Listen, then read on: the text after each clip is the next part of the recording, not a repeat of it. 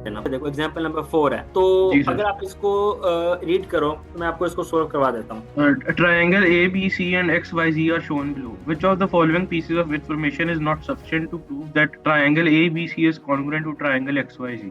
हाँ, अच्छा, सबसे पहले अब आपको ये पता होना चाहिए कि जब भी हम दो ट्रायंगल्स को कंग्रुएंट कह रहे हैं, इसका मतलब है वो साइज के लिहाज से भी सेम है, वैल्यूज के लिहाज से भी सेम होगा, राइट। मतलब एग्जैक्ट शेप की मैं बात कर रहा हूँ यहाँ पे, ठीक है ना, कि अगर मैं दो हाँ ट्रायंगल्स की बात करूं कि वो आपस में कंग्रुएंट है, सिमिलर में ऐसा नहीं होता, सिमिलर में शेप डिफरेंट हो सकती है साइज के लिहाज से, ओके। ठीक है। अगर आप ध्यान पे दो तो ये हमें दो दो ट्रायंगल दी गई हैं, इस ट्रायंगल को भी मैं सीधा कर देता हूँ, इसको भी, ताकि आपको समझने के लिए आसानी हो, ठीक है जी।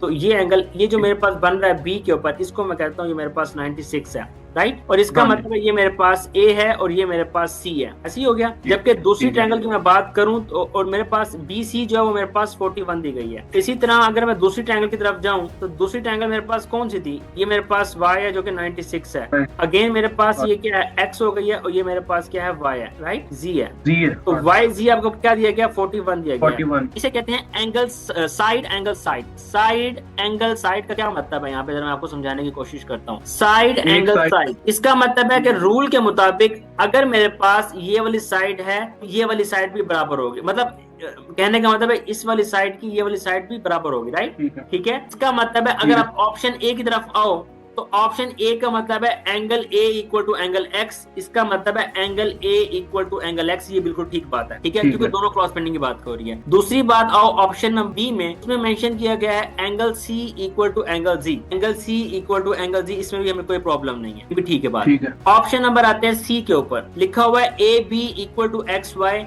मैंने बताने की कोशिश की है कि साइड एंगल साइड में ये जो ए बी की वैल्यू होती है ये भी ए एक्स वाई के बराबर होगी 100%, ओके।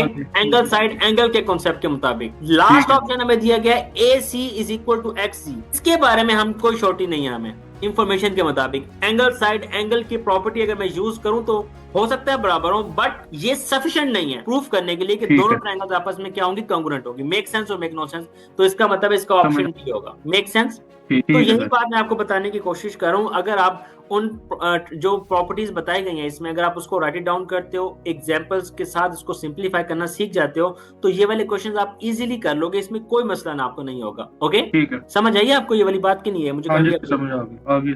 ठीक है।